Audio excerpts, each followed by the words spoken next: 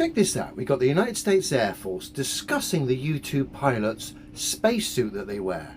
They wear that to protect themselves in their plane flying at high altitudes like 70,000 feet. Let's just have a little listen to our mate here. If by instance they were flying at the altitudes that they fly at and they would open their helmet up to like scratch their nose, if at that instant they were to lose cabin pressure, the blood in their body would instantaneously boil, it would be instantaneous death. So we have our pilots, we tell them once they close down, do not open until they land. Sensible advice, young man. Certainly wouldn't want their blood to boil while they're flying your spy plane, seeing for thousands of miles into so-called enemy's territory. You don't want that, do you? And this is where the silliness begins. Now remember, we've just had a citation from the United States Air Force regarding any pilots or people who fly at high altitude that they require a spacesuit to protect them, just in case they lose cabin pressure. If they weren't wearing their spacesuit, their blood would boil instantly, okay?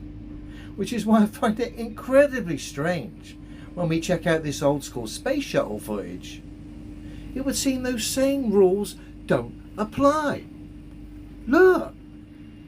From reports that people on the ground, they got a pretty spectacular show. From inside the cockpit looking out, it looked like you kind of expected to look like at the top of this. You were looking into a cloud with a bright light. I mean, it was just a glow all around the cockpit. And once we got up away from the ground a little bit, you couldn't see the ground anymore, and it just looked like you were in the middle of a glowing ball. Which we were. Which we were. You can see out the windows there. That's a sort of a representation. Here we're going through, well, you just missed went through the cloud deck there, which kind of reflected a little more light back in the. Just going to pause it there for a mate. It would seem if you're riding a space shuttle, don't worry about a spacesuit. A diver's watch, a boiler suit, and a motorbike helmet will suffice. Very strange. It's almost as if these people aren't doing the things they claim to be doing. Who would have thought? Now it's obvious based on this old school footage that this guy is not on a space shuttle hoping to reach speeds of 17,500 miles an hour at an altitude anywhere between 250 and 350 miles up.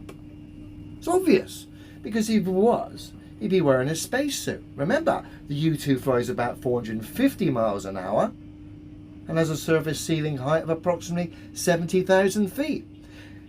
Yet we're supposed to believe that matey boy here on our screen with his boiler suit, his diver's watch and his motorbike helmet is open to hit speeds of 17,500 miles an hour as he attempts to orbit a scientifically impossible ball.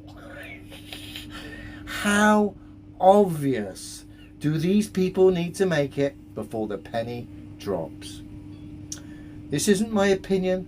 This is the opinion of the United States Air Force, who have given us a citation regarding high altitude flight, and in doing so, mixed with old school space shuttle footage, have highlighted the fraud that is space.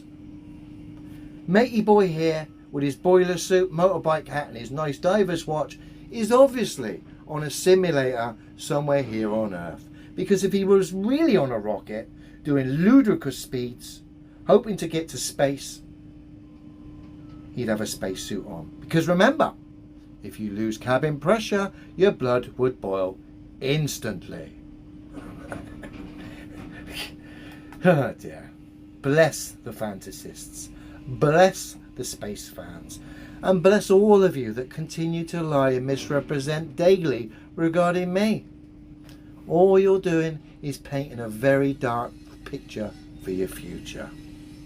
Dear, oh dear.